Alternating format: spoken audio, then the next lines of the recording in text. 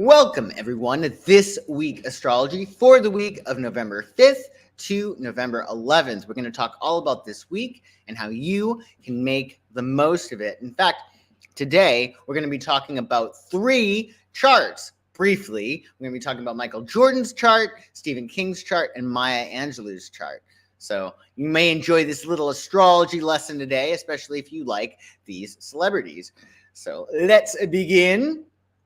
Oh, yeah, we had our full moon lunar eclipse this past Saturday, the 28th of October. So be sure to check out the video for that if you have not already. It is in the description below. And also, if you're looking for your written horoscopes, well, those you can find on my website. That's linked below, as well as my services if you're interested in a reading. Hey, bot, nice to see you. Happy Friday. So on Sunday, daylight savings time ends. Daylight saving time ends. So be sure to set your clocks back before you go to bed on Saturday night, okay? So you can be with the program, right? And on Sunday, we have our third quarter moon. So this will be a time for us to embrace reflection, release old patterns. It's time to welcome transition, to prepare for the new. So abandon hesitations, foster inner clarity, and also meditate, recalibrate, and anticipate. So you want to anticipate things going your way, right? Line up with things going your way and feel good about them going your way and allow them to go your way. The waning moon phase, as well as the lunar eclipse, is all about letting go and allowing.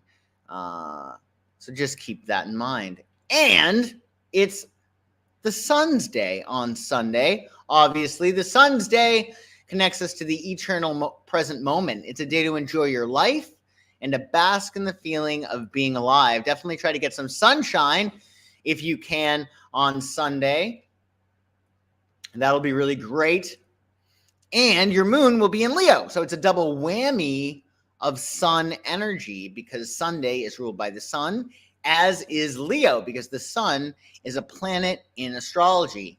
Keywords for your Leo moon on Sunday include confident, charismatic, courageous, loyal, creative, proud, dramatic, generous, optimistic, authoritative, warm-hearted, passionate, fun-loving, leader, radiant, and magnanimous. And it's a 5 because it's the 5th of November. Numerologically, the number 5 signifies adventure and freedom. It embodies change, unpredictability, and progression.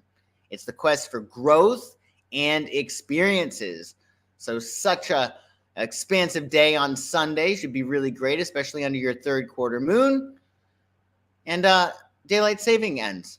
So you get to fall back.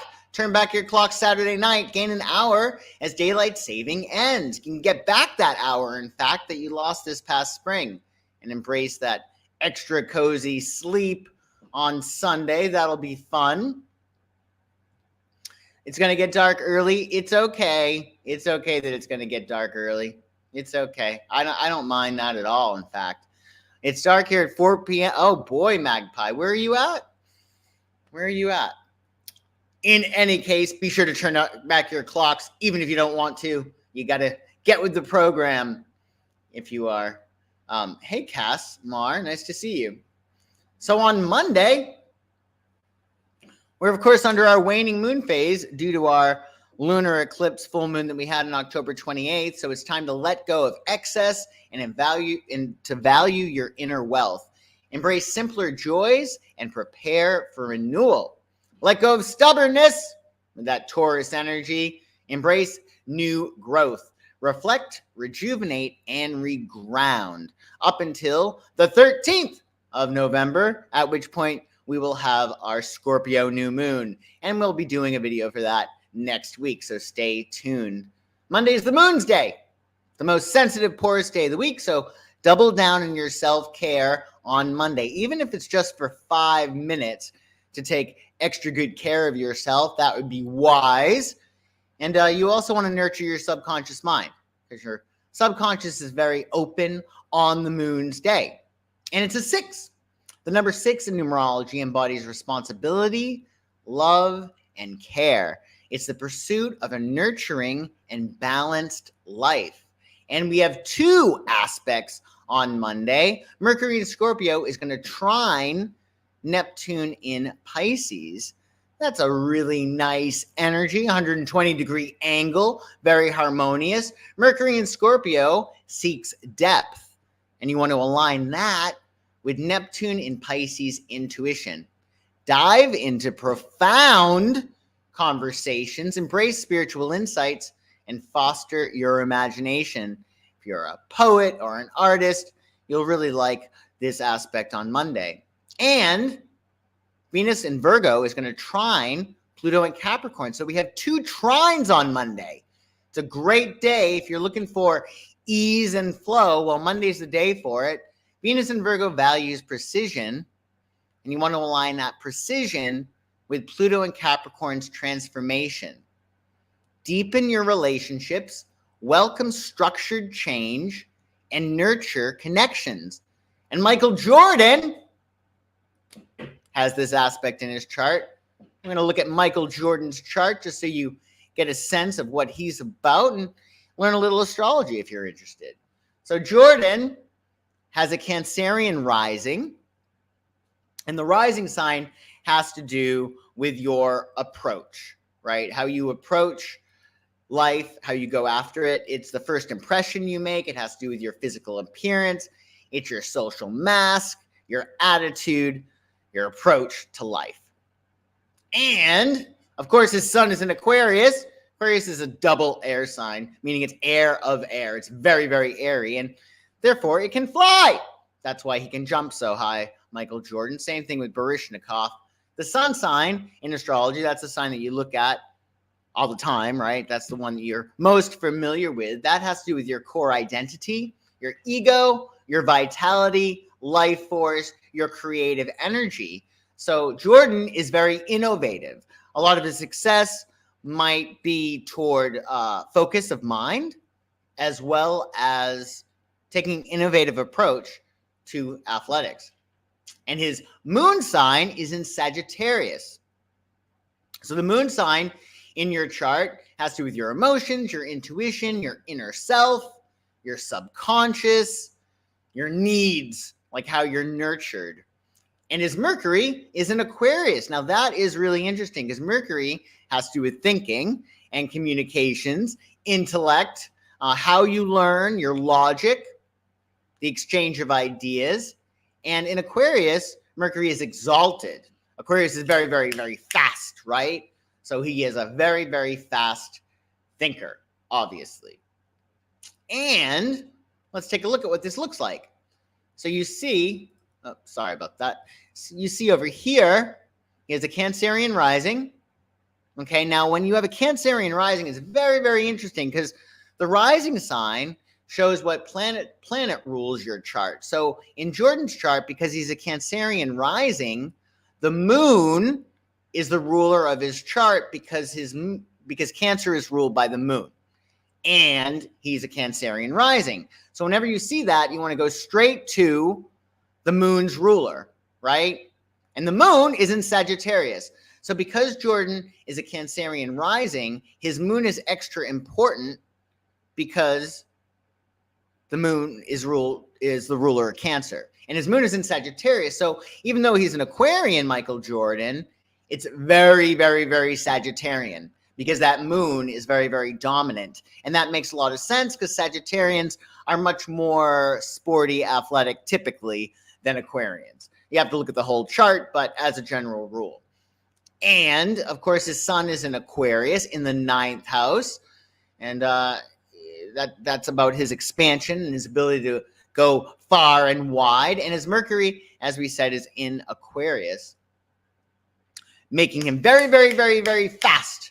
Very, very fast. And that moon in Sagittarius at 10 degrees is making a gorgeous trine right over here, 120-degree angle to his Mars in Leo. So there's a wonderful link between his instincts, his moon, and his action, his Mars. I thought you might find that interesting. Hey, Casmar, nice to see you. Happy Friday. I hope you're doing well. Oh, you're the other way around? You're an Aquarius, Sun of the Cancerian moon, and a Sag rising. Well, you're going to love this episode because we're also going to talk about Stephen King's chart. And Stephen King, he's a Virgo, of course, but he has a Cancerian moon and also a Sagittarius rising. So Stephen King and Michael Jordan have similar charts. Can you believe that? I was so shocked when I saw that. Hey, Nick, I'm so glad you did. Thank you for joining. So yeah, Michael Jordan's pretty awesome. On Tuesday, the 7th of November, we are under our waning moon phase, right? So we're letting go. What is love flows, what is not goes. We're releasing resistance. That's really key. And your day's planetary ruler on Tuesday is Mars. Action-oriented Mars rules the day, so it's ideal for anything that requires extra courage, drive, and initiative. Your moon will be in Virgo on Tuesday. Virgo keywords include methodical, analytical, modest, discriminating. Such a key Virgo word, discriminating. Hardworking, practical, detailed, reliable, service-oriented, humble, health-conscious, precise, organized, and perfectionistic. And on Tuesday, it's a 7. The number 7 echoes spiritual awakening. It embodies introspection, mysticism, and inner knowledge. It's the truth for higher, it's the search for higher truths and understanding. And raise your glass. It's an International Merlot Day. So lift your glass to this velvety vino that's like your most reliable friend. Always smooth and never complex. So have some Merlot, especially with pizza. Merlot and pizza go really, really well together. Oh, you met Stephen King? We're going to talk about his chart. I bet he was very, very nice to you, wasn't he? Wasn't he nice? Let me know. So yeah, have some Merlot on Tuesday. That ought to be great. And on Wednesday, of course, we're still under our waning moon phase. So we're letting go of excess. We're valuing our inner wealth, maybe exploring our talents, releasing resistance, and regrounding ourselves. Mercury, the planet of communication, rules Wednesday, so expect lots of correspondences. You may want to pad your schedule with some extra wiggle room, as you never know what might come up out of the blue on Mercury's day. It's a good day to multitask and to juggle multiple priorities. Your moon will be in Virgo, like Stephen King. He is a Virgo on Wednesday. And you want to harness Virgo's analytical precision. Dive deep into your tasks, refine details, and prioritize health and organization on Wednesday. And number 8 for your 8th of November represents ambition and power. It embodies achievement, authority, and material success. It's the cycle of effort and reward, right? So keep that in mind. Have a lot of rewards on Wednesday. It could be a time of reaping what you've sown. As for aspects, Mercury in Scorpio is going to make a harmonious sextile to Pluto in Capricorn. That's a 60-degree angle. It's really, really nice. So Mercury in Scorpio probes the mysteries. Align that with Pluto and Capricorn's transformative power. Delve deep in thought, welcome revelations, and engage in impactful dialogue. Stephen King, I'm sure, does that in his fiction. And to give you a bit of insight about Stephen King's chart, just like Michael Jordan, Stephen King has his rising in Cancer and his moon in Sagittarius. So funny that Michael Jordan and Stephen King have similar charts. So the ascendant is the mask that you wear. It's your approach. It's how you perceive things. It's your self-image to a certain extent. And his is in Cancer. And his sun sign is in Virgo. That's his core self, his ego. His moon is in Sagittarius. And the moon has to do with your emotions, your instincts, how you need to be nurtured, your needs, your emotional needs, as well as your subconscious. And Mercury is thinking and communication, and his Mercury is in Libra. And this is what his chart looks like. So you see here, you have the Cancerian rising, right? So that makes the moon the ruler of King's chart. And his moon is in Sagittarius, and it's in the 5th house. So what does he need? Moon, he needs expansion and growth. And Sag also has to do with publishing. And it's in the 5th house, and that's about creativity. And it's very easy for him to be creative, especially in terms of dark things, right? Because his Jupiter is conjunct his South Node. So the South Node is what's really, really easy for you. It has to do with your past lives. It has to do with where you're coming from.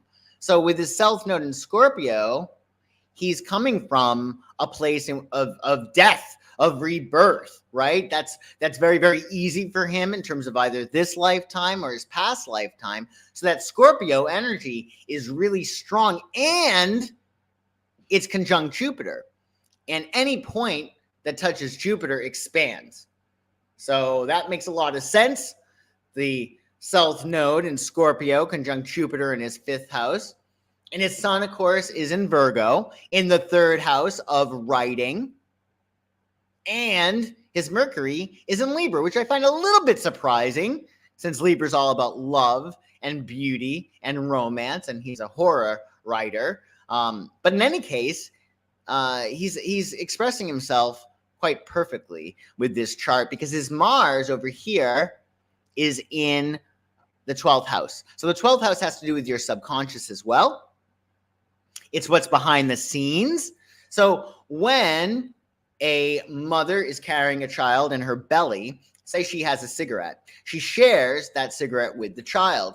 Similarly, if the mother is going through trauma or really, really happy or anything, she's sharing those emotional experiences with the child. So in King's chart, we have the 12th house. Mars is there. So Mars in that 12th house is indicative of what was going on, most likely, with Stephen King's mom when he was in her belly. So you always want to look at your 12th house to see what was going on when your mom was pregnant with you. That'll tell you a lot, and it will also give you insight. And why do I do this? In any case, that Mars is wonderfully expressed because he is a writer, a very prolific writer. And if he wasn't, oh my goodness, that might be a little bit tough if he wasn't. So how is Stephen King? He was nice. Oh, that's good. That's good to know. I'm sure he's really, really nice. Very good. Yeah. And his Mercury is also conjunct Neptune. So Mercury is thinking, and Neptune has to do with the imagination. And both are really aligned with beauty. So it might even be tragically gorgeous, the stuff that he writes about. But it's a great chart nonetheless. So maybe we'll read some Stephen King on, what day are we on? We're on Wednesday. Read some Stephen King on Wednesday, or maybe watch a Stephen King movie. 'Tis the season after all. And just like Stephen King, we will have Venus entering Libra, because Stephen King's Venus is in Libra. And this is going to be great. This is going to be from Wednesday, November 8th to December 4th. As Venus graces Libra, her home sign, harmonious connections bloom, spotlighting the art of relationships and balance. So engage in partnerships with grace and equanimity. This period accentuates love and aesthetics. Relish experiences that celebrate beauty, fostering mutual respect and artistic inspiration. So keep that in mind, this wonderful transit that we'll have from Wednesday into the 4th of December. Venus is very, very happy in Libra. So love relationships and even financial stuff, but mostly love relationships, are probably going to go much, much more smoothly. Much more smoothly. Additionally, on Thursday, the 9th of November, we're, of course, under our waning moon phase. So we're releasing resistance. What is love flows, what is not goes. Letting go of our stubbornness, allowing things to manifest, allowing things to happen.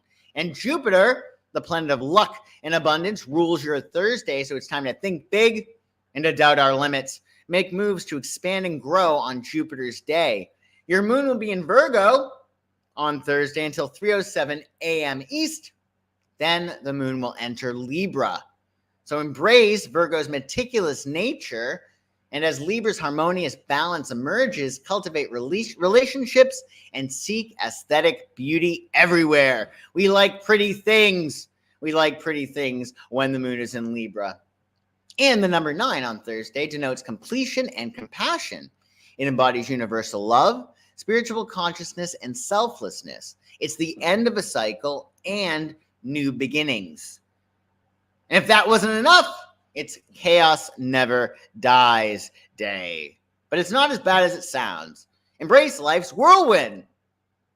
The spiritual law of polarity, if you took my class, the 12 spiritual laws of the universe, you remember we spoke about the law of polarity, which reminds us that chaos and order are eternal dance partners, each giving meaning to the other. So you can't have order without chaos, dark without light. So if you're going through a rough patch, know that there is that opposite, right? So keep that in mind. And oftentimes we get things that we don't want so we can determine our present preferences and then get those. So embrace the chaos. Embrace the chaos. Hey, Kelsey. I'm pretty busy today, so I'll be catching the replay later. You too, Kelsey. Have a great day. Thanks for stopping in. Also, on Thursday, Mercury is going to enter Sagittarius. Mercury is detriment in Sagittarius. Mercury is the ruler of Gemini, right? And because Gemini is the opposite of Sagittarius, it's not as comfortable. But I don't think it's that bad. The problem with Mercury and Sagittarius is that we can see the big picture, but we might not be able to see the steps or the details, the step by step. And that is going to be on Thursday until December 1st. So as Mercury advances in Sag, the mind takes flight, igniting visions of far horizons. Pursue knowledge, embracing the adventurer within. This phase is the quest for truth and wisdom. A great time to engage in spiritual debates, fostering expansive thought and boundless curiosity. Seize opportunities that refine your worldview, weaving tales of discovery and philosophical insight. So enjoy Mercury in Sagittarius from the 9th of November to the 1st of December. Definitely a really great time to go on a trip or plan a trip to a faraway land. Sag loves to travel. Or it could be a really great time to do a deep dive into an expansive subject like law, philosophy, religion, etc. It's also a really great time to publish and broadcast because Sag is all about expansion and going far, right? Far and wide. So keep that in mind. And on Friday, the moon will be waning still, of course. So it's time to let go of excess and to value your inner wealth and embrace those simpler joys with that energy of that Taurus waning moon. And Venus, planet of love, rules the day on Friday. So spread as much love around as possible. We should be doing that every day, of course, but particularly on Friday. Also, be sure to count on your blessings because what we focus on grows. And the more blessings you count, well, the more blessings you will have. So keep that in mind. And it's a double whammy of Venus energy on Friday because Friday is Venus's day and the moon will be in Libra. Libra keywords for your moon on Friday include balanced, diplomatic, gracious, fair-minded, social, indecisive, cooperative, aesthetic, harmonious, idealistic, romantic, peaceful, charming, tactful, and alluring. Venus attracts. It does not have to do much to manifest. It's about really getting into that vibrational space. So Venus is the woman, right? And it's about receptivity. So if you have a strong Venus in your chart, don't feel as if you have to push too hard. It's more about for a Venus ruled person to imbue the energy that they want and sit back and look pretty and just allow it to come to her, quite frankly. And it's a 10. The number 10 symbolizes potential and renewal. It embodies both endings and beginnings, emphasizing rebirth and fresh starts. But we do have a square on Friday. So beware. Mercury in Sagittarius will square Saturn in Pisces.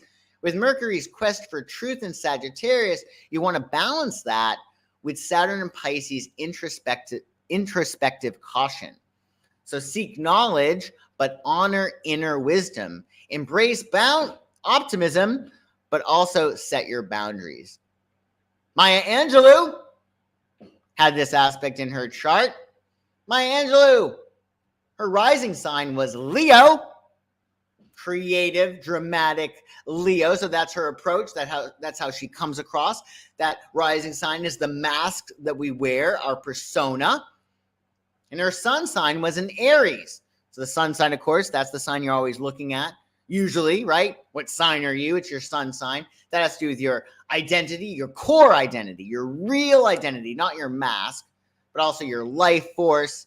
And her sun is in Aries.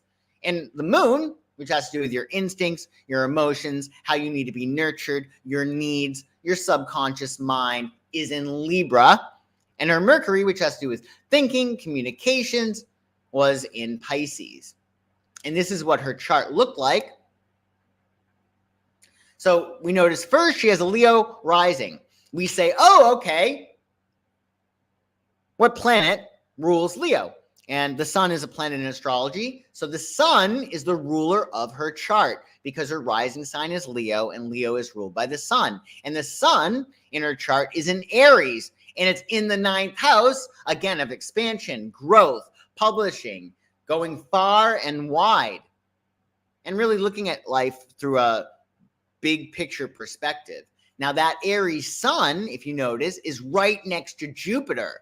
So she's big Aries, right? Because Jupiter makes bigger anything it touches. She's extremely Aries. Now, that Aries sun at 14 degrees, if you notice, is opposite her moon in Libra. So that means that she was born during a full moon. The full moon is when the sun is in the opposite sign of the moon, and that is reflected in her chart. So when you have if you're born during a full moon, because the moon has to do with your mom and the sun has to do with your dad. If you were born during a full moon when they were in opposite signs, your mother wanted things for you that were completely opposite of what your dad wanted for you, right? They were at opposite ends of the spectrum. And that dichotomy has to be merged, right? Integrated within yourself. Otherwise, you're really at opposite ends. So I think that's really interesting in her chart. That's for sure. You need caffeine. I'm cutting myself down from caffeine. I'm actually splitting my coffee now. I'm doing so say you have 6 scoops of coffee. I'm being really good and I'm doing 3 scoops of the decaf and 3 scoops of my regular coffee. Oh, you were born under Venus retrograde? Well, that's good. That's not a bad thing. You're relearning lessons that have to do with love and money. And because Venus is retrograde, you actually might be better at those things because it slows down your Venus and actually gives you a moment to reflect before you actually act, just like Mercury retrograde. Some brilliant people are born with Mercury retrograde in their chart. And Maya Angelou, she has her moon in Libra in the 2nd house, and that makes a lot of sense because she is a very beautiful writer, right?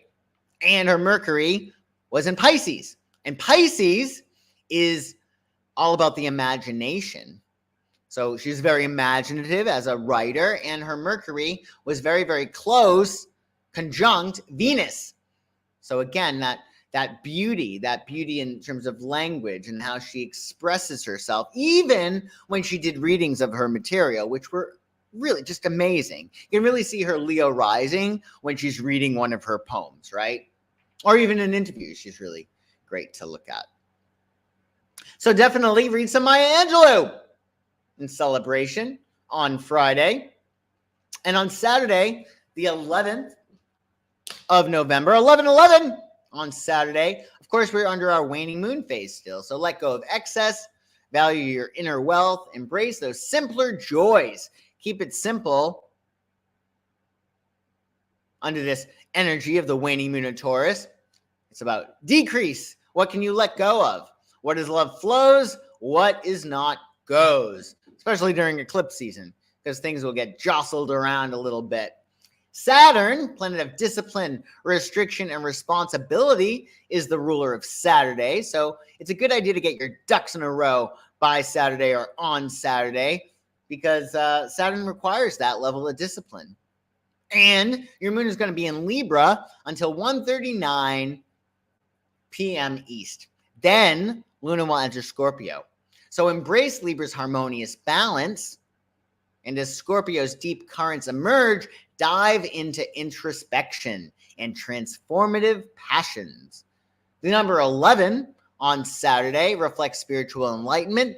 It embodies inspiration, intuition, and visionary insights. It's the bridge between the mortal and the divine. And Mars in Scorpio will oppose Uranus in Taurus. So slow it down on Saturday. Mars and Scorpio's drive meets Uranus and Taurus's unpredictability. So you want to take your time. This is a very accident-prone aspect. Channel your passion wisely. Like, determine what you're going to focus your energy on, right? You don't want to blow a gasket because there's a long line, when really you could be focusing all that fiery energy toward your tasks, your goals. So channel your passion wisely. Embrace sudden shifts and strategize responses. We really should be doing that a lot more than we do, right? But particularly on Saturday, strategize your responses. And thank you, veterans. It is Veterans Day on Saturday. This day honors all members of the armed forces who serve our country or served our country. They served and fought to protect us, to keep our country safe, and to preserve our way of life. Siri, go away. Sorry about that. So celebrate your veterans, right? They risk their lives for us, so we honor them on Saturday. So definitely keep that in mind. Yeah. And there we have it, folks. Thank you all so much for joining me today. I do appreciate it. I hope you liked the addition of the charts that we went over with those three awesome folks. You can check out my website, psychicsun.com, if you're looking for a reading or any of my other services. And I will see you next week, because we have our Scorpio new moon on the 13th of November, and we're going to be doing Tarotscopes, and horoscopes. Written horoscopes will be coming very soon as well. So stay tuned for that. Thank you so much for joining me today. I do appreciate it. Always good to see you too, Nick. Thank you for joining. And I shall see you very, very soon. Have a wonderful weekend, everybody. Take good care. Bye-bye.